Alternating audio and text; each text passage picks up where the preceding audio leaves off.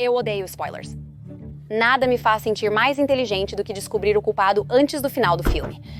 Como estou sempre cerca de 2 temporadas atrasada, aprecio um bom alerta de spoiler. Então, alerta de spoiler. Um dia todos nós iremos morrer. Mas, embora bilhões de pessoas tenham passado para o outro lado, nenhuma encontrou tempo para voltar e nos contar como é lá. Algumas pessoas relatam experiências de quase morte, mas geralmente duram apenas alguns minutos. Estou falando sobre o que ocorre quando nossos corpos e almas deixam esta vida definitivamente. Morro de curiosidade. O que acontece após a morte?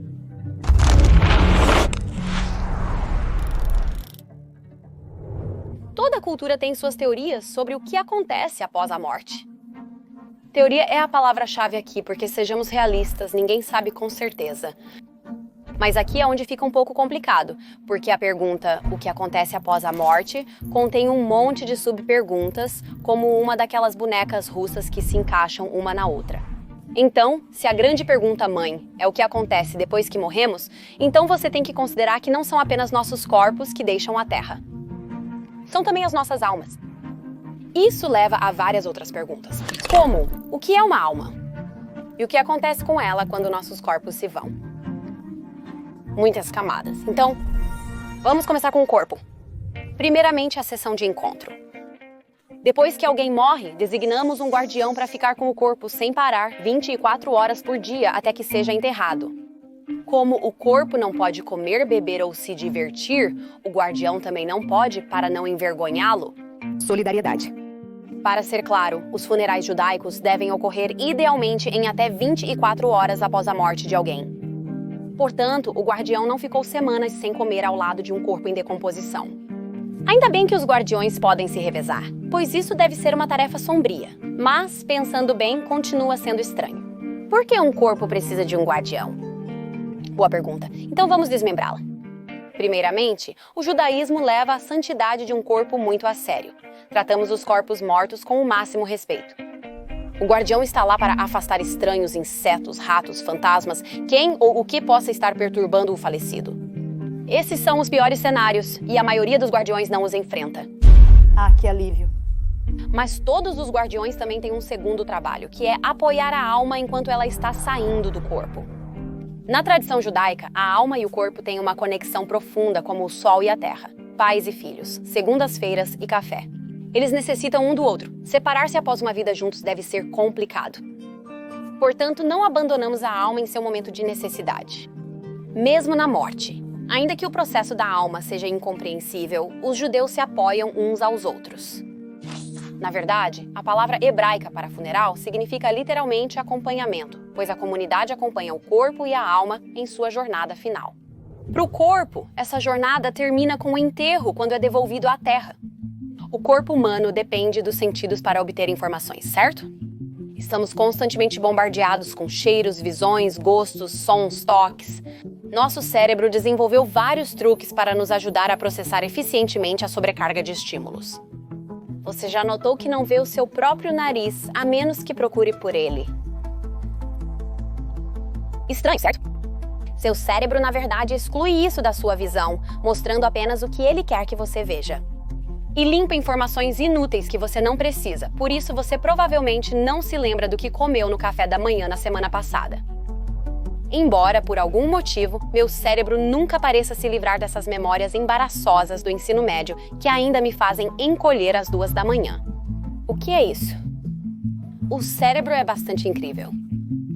Mesmo quando te faz recordar o que você não quer, a alma também é incrível. O cérebro busca eficiência, enquanto a alma lembra e absorve tudo, até o que não vemos ou entendemos. Você não percebe o que não percebe. Depois de uma vida inteira absorvendo todo tipo de informação metafísica que nossos cérebros nem conseguem compreender, a alma tem muito em seu prato metafórico. Claro, ela absorveu algumas coisas bonitas ao longo da vida, momentos de santidade, alegria e amor, mas também assumiu algumas coisas não tão puras. Há muita negatividade no mundo, eis um spoiler para você. Quando a alma deixa o corpo, é hora de uma limpeza metafísica para purgar todas as coisas negativas acumuladas durante seu tempo na Terra. Essa fase é chamada de Genom, frequentemente traduzida para o inglês como inferno. pois o processo não é nada agradável, assim como uma limpeza de suco terrestre. Mas o inferno não é realmente um conceito judaico. Não existem demônios ou lagos de fogo ou sofrimento eterno. Em Genom, a alma confronta a vergonha, humilhação e arrependimento de seu tempo na Terra. Ela reflete sobre as coisas que poderiam ter sido feitas melhor e as escolhas que deveriam ter sido tomadas. Sou eu às 2 da manhã, me encolhendo por todas as coisas estúpidas que fiz 15 anos atrás, mesmo que ninguém mais se lembre. Ganon parece ser muito divertido. Isso parece terrível. Por quanto tempo a alma revive os piores momentos da sua vida? Isso depende da negatividade acumulada. A maioria das almas está pronta para seguir em frente após cerca de 11 meses, mas almas muito sobrecarregadas podem levar um ano inteiro. E com a alma purificada, ela pode seguir para a segunda etapa, o mundo vindouro. O que é o mundo vindouro? A opinião varia, não há consenso sobre isso. E eis o motivo, somos judeus. Debater uns com os outros é meio que a nossa coisa. Segundo, não há como saber com certeza, já que ninguém voltou do outro lado ainda. E terceiro, nossos cérebros não conseguem compreender como nossas almas funcionam. E o mundo vindouro é todo alma. Estamos muito limitados por nossos corpos físicos e linguagem para compreender plenamente o que está por vir. Não há certeza absoluta sobre o destino da alma após a morte. Mas sabemos o que acontece com a família e entes queridos que ficam. Eles também fazem parte dessa jornada. O luto é transformador, e o judaísmo está repleto de rituais para ajudá-lo a transitar para sua nova realidade. Agora, qualquer um pode sentir um profundo luto. Porém, os rituais que descreverei a seguir são reservados para o falecimento de um pai, filho, irmão ou cônjuge. Isso não impede que você lamente a morte de um mentor ou amigo querido. Claro que você pode e deve. Mas seu processo de luto será mais privado e menos ritualizado. Após a morte de um ente querido, o enlutado, seja pai, filho, irmão ou cônjuge, rasga a camisa que está usando. Se um pai morre, eles rasgam do lado esquerdo. Qualquer outra pessoa, eles rasgam do lado direito.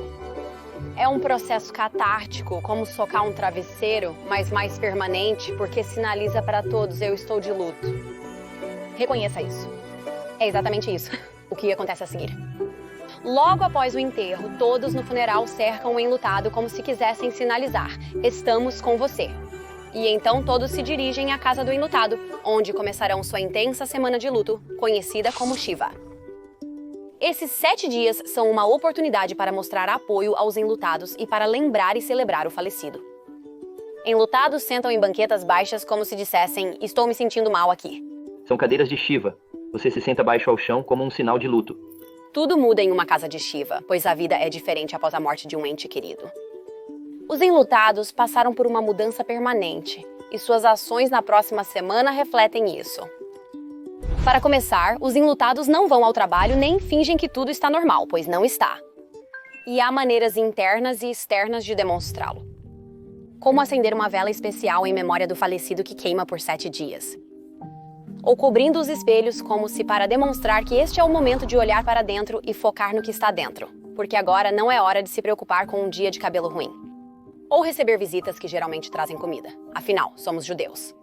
Certamente haverá comida. Os enlutados não deveriam se preocupar com refeições durante o pior momento de suas vidas. Os visitantes também trazem conforto através de histórias e lembranças sobre o falecido. Ao longo do próximo ano, o enlutado passa pelas diferentes fases do luto. Há a intensidade pública da primeira semana, os rituais privados do primeiro mês e as orações do primeiro ano. Durante 11 meses, 3 vezes ao dia, os enlutados fazem uma oração especial em público para homenagear a pessoa falecida. Mas não é uma oração sombria. Ela nunca menciona a morte, apenas reitera que Deus é a fonte de toda a vida. E você precisa de uma comunidade para dizer isso, porque o judaísmo reconhece que durante esses 11 meses de luto, você vai precisar de apoio comunitário. O ritual exige que você saia em público 3 vezes ao dia para procurar seu povo, mesmo estando de luto e sem vontade, pois tudo está péssimo. Mas a oração não serve somente para confortar o enlutado ou demonstrar sua dedicação à memória do ente querido. Isso também afeta a alma que partiu, como um pequeno impulso de paz e conforto, o que imagino ser muito bom enquanto a alma está no Genom. Todos esses rituais ajudam o enlutado a se adaptar à sua nova vida sem o seu ente querido, ao seu novo status como uma pessoa que perdeu alguém. Podemos não entender completamente a jornada de nossas almas, mas entendemos a importância da comunidade, de marcar transições, de reservar um espaço para o luto. É reconfortante saber que, independentemente do que vier, você nunca está só. Seja você o que está partindo ou o que fica para trás, seu povo está com você a cada passo do caminho.